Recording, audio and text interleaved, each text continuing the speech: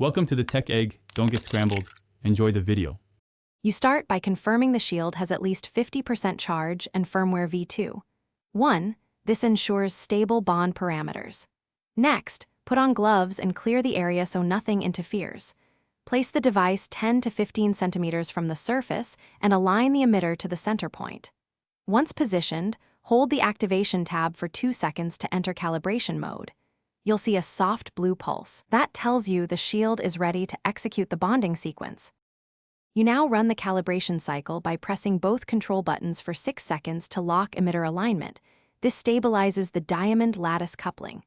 After calibration, adjust the intensity dial to a 0, 5 to 1. 5 bond level based on material hardness, lower for delicate finishes, higher for rugged surfaces. Monitor the display for temperature and bond strength. Make sure the time countdown begins.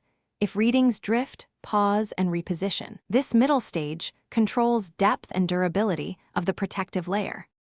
You finish by holding the shield steady until the countdown hits 0. This finalizes polymerization and locks the diamond bond in place. Once done, conduct a quick post-check scan for uniform coverage and adhesion. Run your fingertip test gently to confirm no sticky areas. If you see uneven spots or a weak bond, increase intensity by 0. 2, and repeat the sealing process in that zone. If issues persist, clean the surface and recalibrate before trying again. Thanks for watching. Consider subscribing if I helped unscramble your problems.